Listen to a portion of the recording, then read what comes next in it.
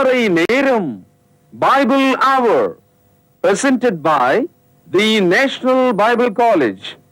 கிறிஸ்துவின் சபையார் உங்களை வாழ்த்துகிறார்கள். Welcome to Satellite Bible Classes. வணக்கம்.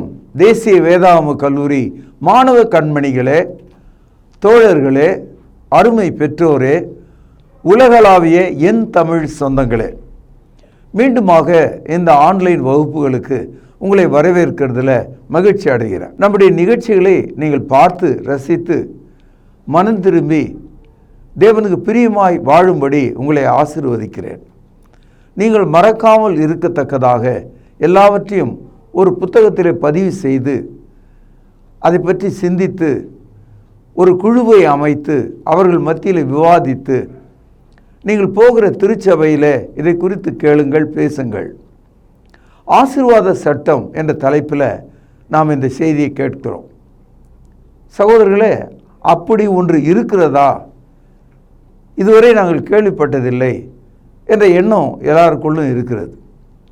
ஆசீர்வாதம் என்ற வார்த்தை கேள்விப்பட்டிருக்கிறோம், ஆனால் ஆசீர்வாத சட்டம் என்பதை கேள்விப்பட்டது கிடையாது. ஆனால் பைபிள் முழுக்க ஆசீர்வாதம் என்பது தேவனுடைய வார்த்தையின் கீழ் சட்டமாக இருக்கிறது. தேவன் இல்லாமல் ஆசீர்வாதம் இல்லை. அப்படியானால் இந்த பூமியில் பார்க்கிற கோடான கோடி மக்கள் கோடீஸ்வரர்களாக இருக்கிறார்கள், வீடுகளையும் நிலங்களையும் உடையவர்களாக இருக்கிறார்கள். எல்லாவற்றையும் உடைய அவர்கள் யாரால் ஆசீர்வதிக்கப்பட்டார்கள்? அவர்களை இந்த பூமியின் ஆண்டவனாயிருக்கிற சாத்தான் ஆசீர்வதித்திருக்கிறான். லோகாதிபதியாகிய பிசாசானவன் அவர்களை ஆசீர்வதித்திருக்கிறான். இயேசு கிறிஸ்துவை கூட பிசாசானவன் உயர்ந்த மலையின் மேலே கொண்டு போய் பூமியினுடைய சகல ஆசீர்வாதங்களையும் மகிமையெல்லாம் காட்டி, என்னை தாழ விழுந்து பணிந்து கொள், இதெல்லாம் உனக்கு தருவேன் என்று சொன்னான். அப்பொழுது இயேசு கிறிஸ்து, அப்பாலே போ சாத்தானே, உன் தேவனாகிய கர்த்தரே அன்று வேறு ஒருவரை தொழுது கொள்ளாதிருப்பாயாக என்று எழுதியிருக்கிறதே என்று சொன்னார். இந்த இடத்துல பூமிக்குரிய ஆசீர்வாதங்களை சாத்தான் கொடுக்க முடியும். தேவன் கொடுக்கும் ஆசீர்வாதங்களை சாத்தானால் தடுக்க முடியாது. யோபுக்கு தேவன் ஆசீர்வாதத்தை கொடுத்தார். சாத்தான் அதை தடுத்தாலும் யோபுக்கு இரட்டத்தனையாக அதை திருப்பி கொடுத்தார். ஆகவே தேவன் மனிதனை ஆசீர்வதிக்கிறார் என்பது தான் பைபிளினுடைய சட்டம். சங்கீதம் 128 4வது வசனம், இதோ கர்த்தருக்கு பயப்படுகிற மனுஷன் இவ்விதமாய் ஆசீர்வதிக்கப்படுவான்.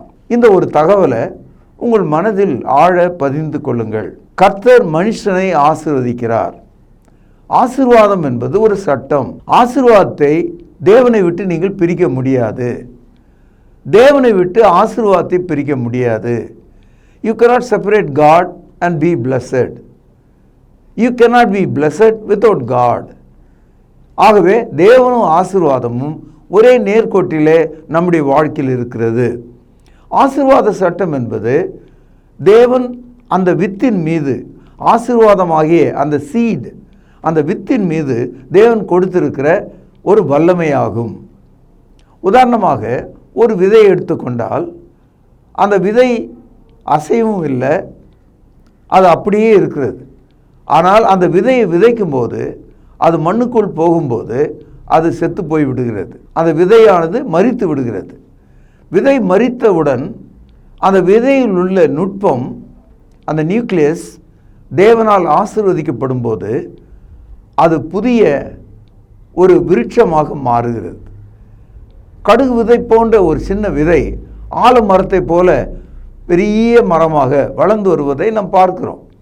ஆனால் அந்த விதையை பார்க்கும்போது அதற்குள்ள ஆலமரம் இருக்கிறது என்று உனக்கு எனக்கு தெரியாது. நம்முடைய கண்களில் அதை பார்க்க முடியாது. தேவன் அந்த விதைக்குள்ள ஆசீர்வாத சட்டத்தை வைத்திருக்கிறார். அந்த விதை செத்துவிட்டால், அதாவது அந்த சட்டத்துக்கு கீழ்ப்படிந்தால் விதை முளைக்கும். 1 கொரிந்தியர் 15வது அதிகாரம் 36வது வசனம், புத்தியனே, நீ விதைக்கிற விதை, கவனியுங்கள், செத்தால் ஒழிய உயிர்ப்பிக்க மாட்டாதே. Unless the seed dies, it cannot be revived. அப்போ ஆசீர்வாத சட்டம் என்பது ஒரு விதையானால் அந்த விதை நமக்குள்ளே வந்து சாக வேண்டும். என்னுடைய சரீரம் ஆசீர்வாத சட்டமாக இருக்க வேண்டுமானால் இந்த சரீரத்தை தேவனுக்கு என்று நான் ஒப்பு கொடுக்க வேண்டும். ஆசீர்வாத சட்டம் செயல்படும் விதம் அப்படிதான். லூக்கா 8ஆம் அதிகாரம் 11வது வசனத்தில் படிக்கிறோம், விதை தேவனுடைய வசனம். The word is the seed. இதுவரைக்கும் விதை நம்ம நினைக்கும் போது ஒரு கருப்பான உருண்டையான ஒரு விதையை நினைச்சோம். இந்த இடத்துல விதை என்பதே தேவனுடைய வசனம்னு போட்டிருக்கு. The word is the seed. ஆதியாகமம் 1வது அதிகாரம் 11 முதல் 12 வசனங்களில் முதல் விதை, முதல் விளைச்சல், முதல் விதை விளைச்சல் ஆசீர்வாதம் என்ற அளவில் இந்த 2 வசனங்களை பார்க்கலாம். அப்பொழுது தேவன் பூமியானது புல்லையும் விதையை பிறப்பிக்கும் பூண்டுகளையும் பூமியின் மேல் தங்கள் விதைகளை உடைய கனிகளை தங்கள் தங்கள் ஜாதியின்படியே கொடுக்கிற கனி விருட்சங்களையும் முளைப்பிக்க பண்ணின கடவுது என்றார். அது அப்படியே ஆயிற்று. பூமியானது புல்லையும் தங்கள் தங்கள் ஜாதியின்படி விதையை பிறப்பிக்கும் பூண்டுகளையும் தங்கள் தங்கள் ஜாதியின்படியே தங்கள் விதைகளை உடைய கனிகளை கொடுக்கும் விருட்சங்களையும் முளைப்பித்தது. தேவன் அது நல்லது என்று கண்டார். இதுதான் முதல் முறையா ஒரு விதை எவ்விதமாக முளைக்க வேண்டும், பெருக வேண்டும், வளர வேண்டும். அது புல்லாக இருந்தாலும் சரி, பழமாக இருந்தாலும் சரி, அது சாதாரண புல்லாக இருந்து பெரும் மரமாக இருந்தாலும் சரி. நீங்கள் இதில் கவனிக்க வேண்டிய விஷயம் விதை, அதனுடைய வளர்ச்சி. இது மட்டும் நீங்கள் கவனிக்கக்கூடாது. இதில் எங்கே இருந்து அந்த விதை முளைக்கிறது அதுதான் நம்ம மிஸ் பண்ணுறோம். We always think about seed, but where the seed is growing. ஒரு விதை தண்ணில் தானே முளைத்து விடாது. நீங்கள் டேபிள் மேலே ஒரு விதை வைங்க, அது முளைக்குதா? முளைக்காது. அப்போது விதை முளைக்கணும்னா விதை இருக்க வேண்டிய இடத்துல இருந்தால் தான் முளைக்கும். அதனால்தான் ஆதியாகமம் 1ஆம் அதிகாரம் 11வது வசனத்தில் அப்பொழுது தேவன் பூமியானது, அப்போது விதை முளைக்கும் இடம் இது பூமி, அதாவது இந்த மண், இந்த மண்ணின் அடியில் உள்ள ஈரம், இந்த மண்ணில் அடியில் உள்ள எல்லா தாது பொருட்கள். அப்போது ஒரு விதை தானாக முளைக்காது. A seed cannot grow unless it is sown properly on the earth. அப்படியானால் விதைகளின் துவக்கம் அது பூமியிலே விழுந்து சாக வேண்டும். ஆசீர்வாதம் என்பது தேவனுடைய வார்த்தையானால் அந்த வார்த்தையை வாங்கும் இருதயமாகிய நீங்கள் உங்கள் பாவ இச்சைகளை விட்டு மனம் திரும்பி உங்கள் சரீரங்களை ஒரு செத்த சரீரங்களாக பாவத்துக்கு வைத்து நீதிக்கு பிழைக்கும்படி உங்களை ஒப்பு கொடுக்க வேண்டும். You become the ground so that the seed may be sown in you. தேவனுடைய வார்த்தையாது உனக்குள் முளைக்கத்தக்கதாக நீங்கள் உங்களை கர்த்தருக்கென்று ஒப்பு கொடுக்க வேண்டும். ஆதியாகமம் 26ஆம் அதிகாரம் 1 வசனம். ஆபிரகாமின் நாட்களில் உண்டான பஞ்சத்தை அல்லாமல் பின்னும் ஒரு பஞ்சத்தை தேசத்தில் உண்டாயிற்று. அப்பொழுது ஈசாக்கு பெலிஸ்தருடைய ராஜாவாகிய அபிமெலேக்கினிடத்தில் கோராவூருக்கு போனான். கர்த்தர் அவனுக்கு தரிசனமாகி, நீ எகிப்துக்கு போகாமல் நான் உனக்கு சொல்லும் தேசத்திலே குடியிரு. இங்கே எகிப்து என்பது ஒரு தேசம், அது ஒரு மண். நீ இருக்கும் மண்ணிலே குடியிரு என்று சொன்னால் சரியா இருக்கும். இப்போ நீங்கள் இருக்கிற இடம் உங்கள் ஊருன்னு நீங்கள் சொன்னாலும் அது ஒரு மண்ணு தானே. அந்த மண்ணில் தோண்டின தண்ணியே இல்லை. மகாராஷ்டிராவில் 10 கிலோமீட்டர் பெண்கள் போய் ஒரு குடம் தண்ணீர் எடுத்துக்கொண்டு வருவதை பார்க்கிறோம். காரணம் பூமியில் தண்ணி இல்லை. அப்படியானால் அங்கே என்ன முளைக்கும்? ஆக ஈசாக்கு வாழ்ந்த நாளில் பூமி காய்ந்து விட்டது. முதல்ல தண்ணி இல்லை. இப்போ தண்ணி இல்லாத இடத்துல பஞ்சம்தான் இருக்கும். ஏன்னா மேலே எதுவும் விளைச்சல் இருக்காது. இப்பொழுது தேவனுடைய வசனம் ஈசாக்குக்கு செயல்படுகிறது. விதை தேவனுடைய வசனம். இப்பொழுது கர்த்தர் சொல்கிறார், உன் கையில் உள்ள விதையை இந்த கட்டாந்தரையில், இந்த நீரற்ற தரையில், இந்த பஞ்ச பூமியில் நீ விதை என்று சொல்கிறார். இது ஒரு சட்டம், இது ஒரு கட்டளை. It is a law, it is a commandment. இப்பொழுது சோயிங் அண்ட் ரீப்பிங், விதைப்பதும் அறுப்பதும் அங்கே நடைபெறுவதை நாம் பார்க்கிறோம். இப்பொழுது 12வது வசனம். ஈசாக்கு அந்த தேசத்தில் விதை விதைத்தான். அப்போ அறுவடைக்கு முந்தியது விதைத்தல். Before reaping, sowing. எந்த ஒரு விதையும் விதைத்த பிறகுதான் முளைக்கும். ஆசீர்வாத சட்டம் அப்படிதான். பாருங்கள், ஈசாக்கு அந்த தேசத்தில், எந்த தேசத்தில்? பஞ்சம் நிறைந்த, பூமி காய்ந்து நீரற்ற அந்த தேசத்தில். ஆனால் விதையை விதைக்க சொன்னவர் தேவன். பூமி தேவனுடைய கரத்தின் கிரியை. கட்டாந்தரையிலிருந்து அவரால் தண்ணீரை கொண்டு வர முடியும். கண்மலையிலிருந்து நீரூற்றை கொண்டு வர முடியும்.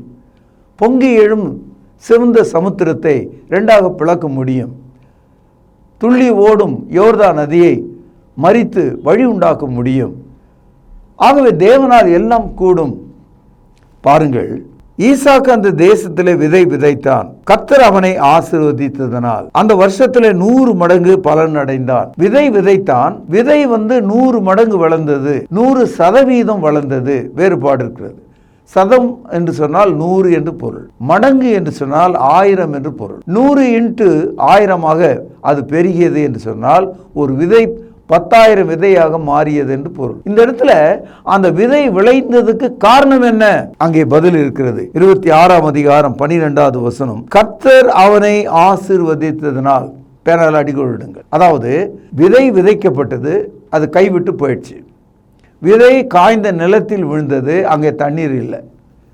ஆனால் கர்த்தர் அவனை ஆசீர்வதித்ததனால் காய்ந்து போன நிலத்தில் விதை தீர்ந்து போகாமல் அது அவனுக்கு ஆசீர்வாதமாக மாறியது. இந்த நுட்பத்தை நீங்கள் விளங்கணும். ஆசீர்வாத சட்டம் எல்லாருக்கும் பயன்படாது, உங்களுக்கு பயன்படும். ஏனென்றால் நீங்கள் தேவனை விசுவாசிக்கிறீர்கள், தேவனுடைய வார்த்தையை உங்கள் இருதயத்தில் வைத்திருக்கிறீர்கள். லூக்கா 8ஆம் அதிகாரம் 11வது வசனத்தில் நாம் படித்தோம், விதை தேவனுடைய வசனம். அப்போ தேவனுடைய வசனம் நம்முடைய இருதயத்தில் வந்து விழும்போது நல்ல நிலமாகிய நம்முடைய இருதயத்தில் 100 மடங்கு ஆசீர்வாதத்தை கர்த்தர் கொடுக்கிறார். மத்தேயு 13வது அதிகாரம் 18 முதல் சில வசனங்களை வாசிக்கிறேன், கவனியுங்கள். ஆகையால் விதைக்கிறவனை பற்றிய உவமையை கேளுங்கள். ஒருவன் ராஜ்யத்தின் வசனத்தை கேட்டு உணராதிருக்கும் போது பொல்லாங்கன் வந்து அவன் இருதயத்தில் விதைக்கப்பட்டதை பறித்து கொள்கிறான். அவனே வழி அருகே விதைக்கப்பட்டவன். தேவனுடைய வசனம் ஒரு விதை போல விதைக்கப்பட்டதான். அது அந்த 2 வயல்களுக்கு நடுவில் இருக்கிற ஒரு பாதை. அந்த பாதையில் அந்த விதை போய் விழுந்து விட்டது. ஆகவே பறவைகள் வந்து அந்த விதையை எடுத்துக்கொண்டு போனது. அதுபோல உங்கள் இருதயம் கவனமற்ற ஒரு பாதை போல் இருந்தால் உங்கள் இருதயத்தில் விதைக்கப்பட்ட அந்த வசனத்தை சாத்தான் வந்து எடுத்துக்கொள்வான். நீங்கள் அதை உணராதபடியினால் அதை அவன் பிடுங்கிக் கொள்வான். Because you did not understand the word of God, Satan came and plucked it away. இதை தான் சொல்லுகிறார். அடுத்தது பாருங்கள், 20வது வசனம். கற்பாறை இடங்களில் விதைக்கப்பட்டவன் வசனத்தை கேட்டு உடனே சந்தோஷத்தோடு ஏற்றுக்கொள்கிறவன். ஆகிலும் தனக்குள்ளே வேறு இல்லாதவனாய் கொஞ்ச காலம் நிலைத்திருப்பான். வசனத்தின் நிமித்தம் உபத்திரவமும் உண்டான உடனே இடரல் அடைவான். சில விதைகள் கற்பாறையின் மேலே விழுந்தது, உடனே முளைச்சது. ஆனால் வேறு விட முடியல. ஏனென்றால் அது கற்பாறை, அதற்குள் நுழைய அந்த விதையால் முடியல, அந்த வேரால் முடியல. ஆகவே அந்த விதை பலனற்று போயிற்று. அதாவது உலக கவலைகள் நம்முடைய இருதயத்தில் இருக்கும்போது, உலக பேரின்பம், உலக ஆசை நமக்குள் இருக்கும்போது தேவ வசனமாகிய ஆசீர்வாத சட்டம் செயல்பட முடியாது. 3வதாக, முள்ளுள்ள இடங்களில் விதைக்கப்பட்டவன் வசனத்தை கேட்கிறவனாயிருந்தும் உலக கவலையும் ஐஸ்வர்யத்தின் மயக்கமும் வசனத்தை நெருக்கி போடுகிறதுனால் அவனும் பலனற்று போவான். விதை முள்ளுள்ள இடங்களில் விதைக்கப்பட்டது, அது முளைச்சது, நல்ல அருமையாக வெளியே வந்தது. ஆனால் சுற்றி முள் இருந்ததுனால அந்த முள் குத்தி குத்தி அந்த செடி வளராதபடிக்கு அப்படியே காய்ந்து போக செய்ததாம். இதுக்கு என்ன காரணம்னு கேட்டால், உலகத்தினுடைய மயக்கம், ஐஸ்வர்யத்தின் மயக்கம், உலக வாழ்க்கையை பற்றிய நம்பிக்கை. ஆகவே இந்த விதை முள்ளுள்ள இடங்களில் விதைக்கப்பட்டது. நல்ல நிலத்தில் விதைக்கப்பட்டவனோ வசனத்தை கேட்கிறவனும் உணர்கிறவனுமாயிருந்து 100ஆகவும் 60ஆகவும் 30ஆகவும் பலன் தருவான். இந்த வசனத்தில் நல்ல நிலம், நல்ல நிலம், நல்ல இருதயம். நல்ல இருதயம் தேவனை விசுவாசிக்கிறது, தேவனை உணர்கிறது. அந்த மனிதனுக்கு அந்த வசனம் 100ஆக பலனளிக்கிறது. ஈசாக்கு விதைத்த போது தேவனை அவன் விசுவாசித்தான். ஆகவே 100 மடங்கு அவன் அந்த பஞ்ச காலத்திலே அறுவடை செய்தான். வசனம் தேவனுடைய விதை போல் இருக்கிறது. நீங்கள் தேவனுடைய வசனத்தை ஒரு விதையாக எடுத்துக்கொண்டாலும் வழி அருகே விதைத்தால் உங்களுக்கு பலன் இல்லை. கற்பாறையின் மேல் விதைத்தால் நஷ்டமடைகிறீர்கள். முள்ளுள்ள இடங்களில் விதைத்தால் அது பிரயோஜனமற்று போகிறது. ஆக ஆசீர்வாத சட்டத்தை நீங்கள் செயல்படுத்த விரும்பினால் அது எப்பேற்பட்ட இடத்தில் விழுகிறது என்பதை கவனிக்க வேண்டும். இந்த இடத்துல வழி அருகே என்பது மனிதனாகிய உன்னை பற்றி தான். கற்பாறையின் மீது மனிதனாகிய உன்னை பற்றி தான். முள்ளுள்ள இடம் மனிதனாகிய உன்னை பற்றி தான். ஒரு மனிதன் பொறுப்பற்றவனாக உணராதவனாக இருக்கும்போது ஆசீர்வாத சட்டம் செயல்படாது. ஒரு மனிதன் ஆழமான இடத்துல தன் இருதயத்தில் வசனத்தை கொள்ளாமல் போகும்போது கற்பாறையின் மீது விழுந்த ஒரு விதை போல அது முளைத்து பயனற்று போகிறது. முள்ளுள்ள இடங்கள் உலக கவலை, அதாவது தேவனும் வேணும் பிசாசும் வேணும். தேவனுக்கும் நான் பிள்ளையாக இருப்பேன், பிசாசுக்கும் நான் அடிமையாக இருப்பேன். 2 எஜமான்களுக்கு அடிமையாக இருக்கிற ஒரு மனிதனைப் போல 2 எஜமானுக்கு நீங்கள் சேவை செய்ய முடியாது. ஆகவே முள்ளுள்ள இடம் போல நீங்கள் இருக்கிறீங்க. அதனால் உங்களுக்கு பலன் இல்லை. தேவனிடத்தில் விசுவாசமாக இருக்கிற மனிதன் ஆசீர்வாத சட்டத்தின் மகிழ்ச்சி அடைகிறான். அவன் 100ஆக பலன் கொடுக்கிறான். உங்கள் மனதில் விதை தேவனுடைய வசனம்னு எனக்கு தெரியும், ஆனால் நிலத்தை எப்படி நான் தெரிந்து கொள்வது? இப்போ நிலம் வாங்க போகிறவங்க எந்த நிலத்தை வாங்குறாங்க? இப்போ நிலத்தை 2ஆக பிரிக்கிறாங்க. நன்செய் புன்செய் அப்படின்னு சொல்கிறாங்க. நன்செய் நிலம்னா நீரோட்டம் இருக்கிற இடம், புன்செய் நிலம்னா நீரோட்டம் இல்லாத இடம். அங்கே வருஷத்துக்கு ஒரு முறை தான் அறுவடை செய்ய முடியும். ஆனால் நன்செய் நிலத்தில் 3 முறை 3 போகம் விளைச்சல் அடையும். காரணம் ஏரி பாசனம், ஆற்று பாசனம், நீர் பாசனம் ஏராளமாக இருக்கும். அதனால் நல்ல நிலம் நன்செய் நிலம் விலை அதிகம். புன்செய் நிலம், அதாவது காடு போடுற நிலம் ரொம்ப விலை கம்மியாக தான் கிடைக்கும். நீங்கள் எந்த நிலத்தில் விதைக்கிறீங்கிறத பொறுத்து உங்களுடைய அறுவடை கிடைக்கும். இப்போது நன்செய் நிலத்தில் விதைக்க வேண்டிய அரிசியை, நெல்லை நீங்கள் போய் புன்செய் நிலத்தில் விதைக்க முடியாது. கேள்வி என்னன்னா, உனக்கு நன்செய்யும் வேணாம் புன்செய்யும் வேண்டாம், நல்ல நிலமும் வேணாம் கெட்ட நிலமும் வேணாம். உங்கள் கையில் தேவனுடைய ஆசீர்வாத சட்டம் இருந்தால் நீ எந்த நிலமாக இருந்தாலும் உன்னை ஆசீர்வதிக்க அவர் வல்லவர். ஈசாக்கு விதைக்கும் போது அது புன்செய் நிலம். அங்கே வறட்சி, சொட்டு தண்ணீர் கிடையாது, எதுவுமே முளைக்காது. ஆனால் ஈசாக்கு போட்ட விதையை காப்பாற்றி உயிர் கொடுத்து அதை 10,000 விதையாக ஒரு விதையை மாற்ற தேவனுக்கு வல்லமை இருந்தது. அவன் தேவனுடைய வார்த்தையை கேட்டு அங்கே விதைத்தான். ஆக தேவன் இல்லாமல் விதை முளைக்காது. தேவன் ஆசீர்வதிக்காமல் விதைகள் ஆசீர்வதிக்கப்படுவதில்லை. இதுதான் ஆசீர்வாத சட்டம்.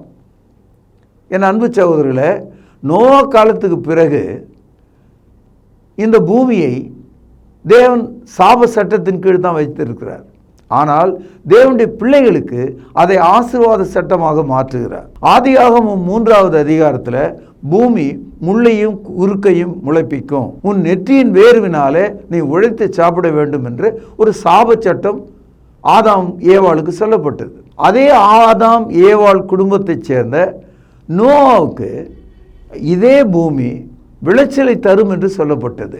இதை ஆதியாகமம் 8ஆம் அதிகாரம் 22வது வசனத்திலே நீங்கள் வாசிக்கலாம். பூமி உள்ள நாளளவும் விதைப்பும் அறுப்பும் சீதளமும் உஷ்ணமும் கோடை காலமும் மாரி காலமும் பகலும் இரவும் ஒழிந்து போவதில்லை என்று தம்முடைய உள்ளத்திலே சொன்னார். 21வது வசனம், சுகந்த வாசனையாக கர்த்தர் முகந்தார். அப்பொழுது கர்த்தர், இனி நான் மனுஷன் நிமித்தம் பூமியை சவிப்பதில்லை. மனுஷனுடைய இருதயத்தின் நினைவுகள் அவன் சிறு வயது தொடங்கி பொல்லாததாய் இருக்கிறது. நான் இப்பொழுது செய்தது போல இனி சகல ஜீவன்களையும் சங்கரிப்பதில்லை என்று சொன்னார். அதாவது நோவா காலத்து மக்கள் அந்த வெள்ளத்தில் அழிந்தார்கள், அவர்கள் பொல்லாதவர்கள். ஆனால் நீதிமான்களுக்காக இந்த பூமியை தேவன் மீண்டும் ஆசீர்வதித்தார். ஆகவே இந்த நீதிமான்களுக்காக அவர்கள் விதைக்கும் விதைகளை ஆசீர்வாத சட்டத்தின் கீழ் கொண்டு வருவதாக ஆதியாகமம் 8:22 நாம் படிக்கிறோம். அதாவது பூமி உள்ள நாளளவும் விதைப்பும் அறுப்பும் சீதளமும் உஷ்ணமும் கோடைக்காலமும் மாரிக்காலமும் இரவும் பகலும் ஒழிவதில்லை என்று தேவன் தனது மனதிலே சொன்னார். அதை ஒரு ஆசீர்வாதமாக கூறியிருக்கிறார். அதனால்தான் எல்லா மனிதர்களும் பஞ்சம் பசியில் அவதிப்படும் போது, எல்லா மனுஷரும் தேசத்தை விட்டு பஞ்சத்தினால ஓடும்போது ஈசாக்கு அங்கேயே இருக்கும்படி கர்த்தர் சொன்னார். ஏனென்றால் அவனை ஆசீர்வதிக்கும் சட்டம் அவனுக்குள் இருந்தது. தேவன் அதை அவனுக்குள் கொடுத்தார். ஆபிரகாமுக்கு கொடுத்தவர், ஈசாக்கு கொடுத்தவர், யாக்கோபு கொடுத்தவர் இன்றைக்கு உங்களுக்கும் எனக்கும் தருகிறார். You can still receive the law of blessing in your life based on your obedience to God and faith in God. தேவனுக்கு நீங்கள் கீழ்ப்படிவதன் மூலம், அவரை விசுவாசிக்கிறதன் மூலம் இந்த ஆசீர்வாத சட்டம் உங்களுக்குள்ளே செயல்படும் என்பதை நீங்கள் அறிந்து கொள்ளுங்கள். கலாத்தியர் 6:7 முதல் சில வசனங்கள். மோசம் போகாதிருங்கள், தேவன் தம்மை பரியாசம் பண்ண ஒட்டார், மனுஷன் எதை விதைக்கிறானோ அதையே அறுப்பான். இந்த வசனத்துல மோசம் போகாதிருங்கள் என்ற அந்த வார்த்தை மூல மொழியில தேவனை கேலி செய்யாதிருங்கள் என்ற அர்த்தத்தில் தான் இருக்கு. ஆங்கிலத்தில் இதே வரி do not mock God, தேவனை நீங்கள் கேலி செய்யாதிருங்கள். இன்னைக்கு கிராமப்புறங்களில் ஒரு வயதானவர் போனால் சின்ன பிள்ளைங்கெல்லாம் கல் எறிந்து கேலி செய்வார்கள், கேவலப்படுத்துவார்கள். அதே போலதான் மனுஷனும் இன்னைக்கு மேன் மாக்கிங் காட், தேவனை கேவலப்படுத்துறான். ஒரு சிலை செய்து கடவுளேன்னு விழும்போது ஜீவனுள்ள தேவன் என்ன நினைப்பார்? உங்க வீட்டில் அப்பா அம்மா இருக்கும்போது ஊரில் இருக்கிறவனை உங்க புள்ள போய் கட்டி பிடிச்சின்னா அப்பா அம்மான்னு அவன் காலில் விழுந்தா உங்களுக்கு எப்படி இருக்கும்? ஆக சிருஷ்டிகராகிய தேவன் சிருஷ்டியாகிய உன்னை கண்டு அவர் வேதனைப்படுகிறார். மோசம் போகாதிருங்கள், தேவன் தம்மை பரியாசம் பண்ண ஒட்டார். You cannot mock God. மனுஷன் எதை விதைக்கிறானோ அதை அறுப்பான். இதுதான் the law of blessing பற்றிய சட்டம். whatever man sows he will reap. மனுஷன் எதை விதைக்கிறானோ அதை அறுப்பார். நீங்கள் விசுவாசத்தை விதைத்தால், தேவன் பேரில் பற்றுதலை விதைத்தால், தேவன் மேல நம்பிக்கையை நீங்கள் விதைத்தால், தேவன் என்னை ரட்சிப்பார் என்று விதைத்தால் அதன் பலனை நீங்கள் அறுவடை செய்வீர்கள். தேவன் எனக்கு கொடுப்பார் என்பதை விசுவாசியுங்கள். ஆண்டவர் சொன்னாரு, நீ உன் கையின் பிரயாசத்தை சாப்பிடுவாய், விசுவாசியுங்கள். ஆகவே மனுஷன் எதை விதைக்கிறானோ அதை அறுப்பான். இந்த விதைக்கிறதுல 2 வகையான விதைகள் இருக்கிறது. ஒன்று ஆவிக்குரிய விதை, இன்னொன்று மாம்சத்துக்குரிய விதை. There are 2 kinds of seeds. One is a physical seed, the other one is a spiritual seed. இப்போ மாம்சத்துக்குரிய விதை விதைத்தால் மாம்சத்துக்கென்று அறுக்கிறோம். திருமணமாகி பிள்ளைகளை பெறுகிறோமே, அது மாம்சத்துக்குரிய விதை. ஆவிக்கென்று விதைக்கும் போது நாம் ரட்சிக்கப்படுவோம். இதை நீங்க விளங்கிக்கணும். பாருங்கள் 8வது வசனம். தன் மாம்சத்துக்கென்று விதைக்கிறவன் மாம்சத்தினால் அழிவை அறுப்பான், ஆவிக்கென்று விதைக்கிறவன் ஆவினாலே நித்திய ஜீவனை அறுப்பான். நீங்க மாம்சத்தில் விதைக்கிற எந்த விதையும் அது முடிவில் அழிந்து விடும். இப்போ நீங்கள் பிள்ளை பெறுகிறீர்கள், நீங்களும் மரித்து விடுகிறீர்கள், உங்கள் பிள்ளைகளும் மரித்து விடுகிறார்கள். ஆக சரீர சம்பந்தமான ஆசீர்வாதங்கள் ஒழிந்து போய்விடும்.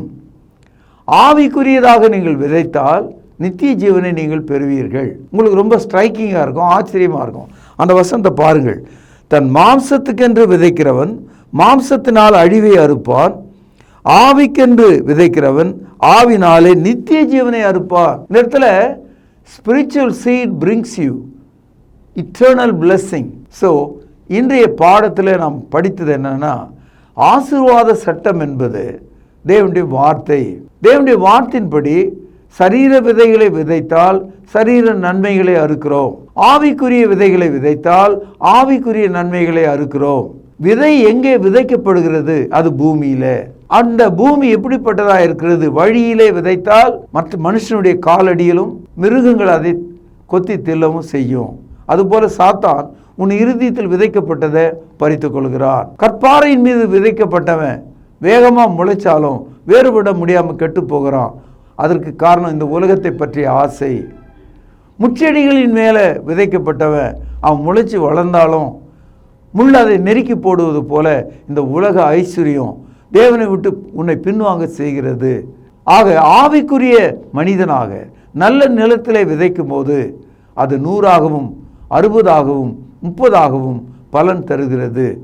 இந்த அளவில் இந்த ஆசீர்வாத சட்டத்தை பற்றிய செய்தியை இங்கே நான் நிறைவு செய்து நாளை இதனுடைய நிகழ்ச்சியை நாம் தொடர்ந்து கேட்கலாம். பிரார்த்தனை செய்வோம். பரலோகத்திலே வாசமாக இருக்கிற தகப்பனே, உமது ஆசீர்வாத சட்டம் விதை முளைக்கிறது என்ற அந்த ரகசியத்தை நாங்கள் புரிந்து கொண்டோம். விதையானது பூமியின் மேல் விதைக்கப்படாவிட்டால் அது முளைப்பதில்லை. தகப்பனே, பூமியும் உம்முடையது, விதையும் உம்முடையது.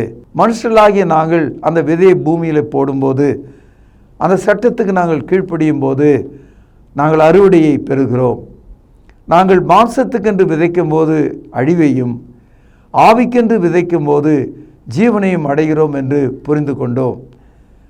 தகப்பனே, எங்களுடைய இருதயம் நல்ல நிலமாயிருந்து முது வார்த்தையாகிய வசனத்தினால் 100 மடங்கு ஆசீர்வதிக்கப்படத்தக்கதாக எங்களை ஆசீர்வதியும். ஆண்டவர் இயேசுவின் நாமத்தில் ஜெபம் கேளும் ஜீவனுள்ள எங்கள் நல்ல பிதாவே, ஆமென். தொடர்பு கொள்ள வேண்டிய முகவரி: திருமறை நேரம், 58 சர்ச் தெரு, குமரன் நகர், சென்னை 6,82,000. செல்போன் 9385500882. கர்த்தாவே, தேவர்களில் உமக்குப்பானவர் யார்? வானத்திலும் பூமியிலும் உமக்குப்பானவர் யார்?